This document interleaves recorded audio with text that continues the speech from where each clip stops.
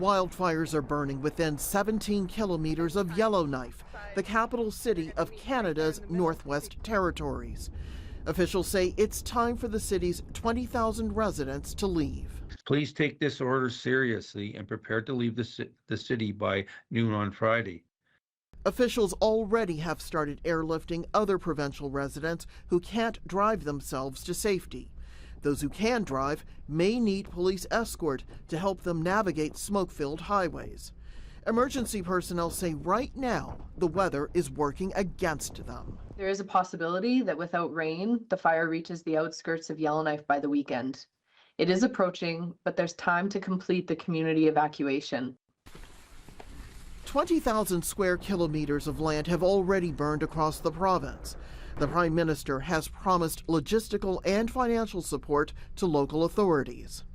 Some 6,800 evacuees have already headed south to Alberta for the time being, but they have no idea when they can return.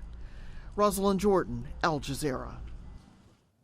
Now, Paige Parsons is a CBC reporter who joins us live from Edmonton in Alberta, Canada. Good to have you with us. So, how is the effort going to try and stop those fires from reaching Yellowknife?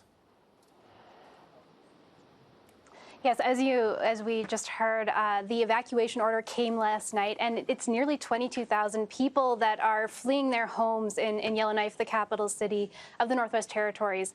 And something important for folks to understand is this community it's quite far north. I'm in Edmonton, and it's about a 15-hour drive to get from Yellowknife to Edmonton, so it's significant. And it's not, folks are both being airlifted out, but many of them, if they're able, they've been asked to drive. And this highway, it's not like something we'd have here more in southern Canada or in more populated parts of the world. It's very remote. You're traveling through remote areas. There's very few services. So what we've heard is that traffic on the highway, it's very heavy. And when you do reach a spot where one of the few spots where there is gas, there's been significant lineups. Some of those places have run out of gas, but the government is sending supports up and down the highway, gas trucks, tow trucks, that kind of thing, to try to help people as they're, making this very significant journey. The closest evacuation center is over 1,000 kilometers away from Yellowknife, so people really do have quite a distance to go to get to safety. And for people that can't drive, for people who are vulnerable or with children, there's also an air evacuation going on. We have several flights coming into Calgary, more in southern Alberta today, as well as a few going into Vancouver.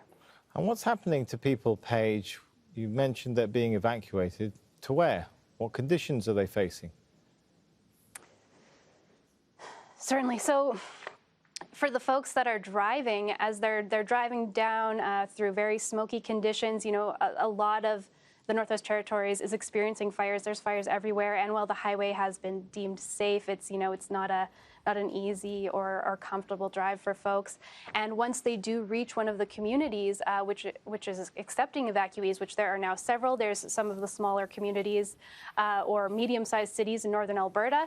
There are evacuation centers set up, places where people can rest, get some basic supplies. Folks were told to bring about 72 hours worth of food and survival supplies with them in their cars when they left Yellowknife. So if they need to, they can go to these evacuation centers, which are across northern Alberta. And now there's a very large one being set up at the Calgary airport that will receive the people that are flying in. And they've actually asked, a lot of people up north, they'll have relatives, they'll have friends down here in Alberta. And so if you're able to, they're asking, to go there to make sure that there's enough resources for everyone. So if you're able to stay with family and friends, that could help leave space in these evacuation centers, which fortunately we've become very used to setting up here in Alberta for wildfire evacuees. So you have cots, food, water, that kind of thing. All right, thanks so much, Paige Parsons.